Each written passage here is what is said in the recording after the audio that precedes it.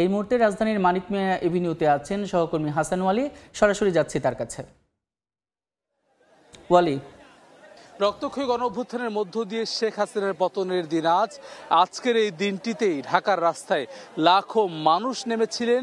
পুরো জুলাই মাস জুড়ে মানুষের যে রক্ত, ত্যাগ, তিতিক্ষা, আহত, পঙ্গুত্বপরণ, অসংখ্য মানুষ, প্রায় 1500 মানুষের জীবনের মধ্য দিয়ে আজকের দিনটি অর্জিত হয়েছিল এবং সেই দিনটির আজকে বর্ষপূর্তি। এই গণঅভ্যুত্থান দিবসে এই মুহূর্তে আমি রয়েছি মানিক মিয়া এভিনিউতে এবং আমার পেছনে যে মঞ্চটি একেবারেই প্রস্তুত করে রাখা হয়েছে, কিছুক্ষণের মধ্যেই সেখানে শুরু হবে আজকের সাংস্কৃতিক অনুষ্ঠান, বর্ণাঢ্য সাংস্কৃতিক অনুষ্ঠান, জুলাই পুনর্জাগরণ অনুষ্ঠান মালা, যেটি শিরোনামে আজকের অনুষ্ঠান করার এটি আয়োজন করেছে এবং এই পুরো জায়গা জুড়েই কিন্তু আসলে সাধারণ মানুষের জন্য উন্মুক্ত করা হয়েছে।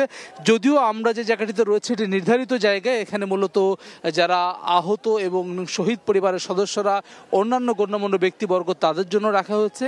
এখন আনুষ্ঠানিকভাবে শুরু হয়নি, যার ফলে এই জায়গাতে এখনও অতিথিরা এসে বসেননি। এর বাইরে সাধারণ মানুষের জন্য যে উন্মুক্ত স্থান, অসংখ্য ব্যবস্থাপনা করা হয়েছে, পর্দায় যারা মানুষ দেখবেন এই অনুষ্ঠানটি রাস্তায় থেকে পুরো মানিক মিয়া এভিনিউ জুড়েই কিন্তু এমন আয়োজন রাখা হয়েছে।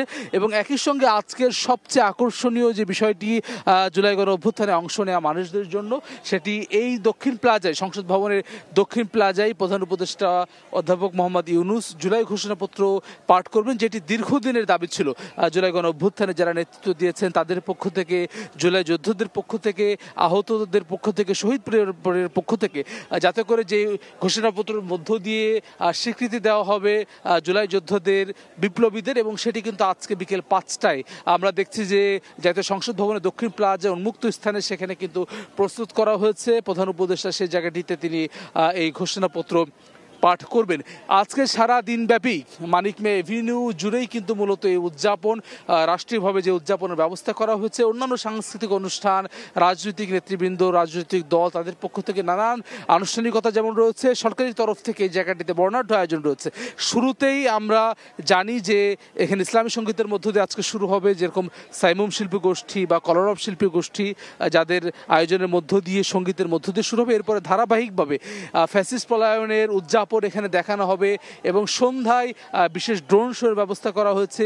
এছাড়াও আর্টসেল অর্ফেজের মতো কিন্তু নানান ব্যান্ড তারা কিন্তু আসলে গান পরিবেশন করবে। অর্থাৎ সাধারণ মানুষের উদযাপনের জন্য সব ধরনের বন্দোবস্ত আজকে এই জায়গাটিতে করা হচ্ছে। রাত 10টা পর্যন্ত পুরো জায়গা জুড়ে আজকের এই অনুষ্ঠানমালা চলবে। এখন আনুষ্ঠানিকভাবে শুরু হয়নি, খুব দ্রুত সময়ের মধ্যে শুরু হবে। সাধারণ মানুষেরা আমরা দেখছি যারা আসলে রাজপথে নেমেছিলেন সেই দিনটিতে, আজকের দিনেও তারা এসেছেন, অসংখ্য মানুষও আসবেন। সেই অনুষ্ঠানমালা একটু পরে শুরু হবে। রাজধানীর মানিক মিয়া এভিনিউ থেকে যুক্ত ছিলেন সহকর্মী হাসান ওয়ালি।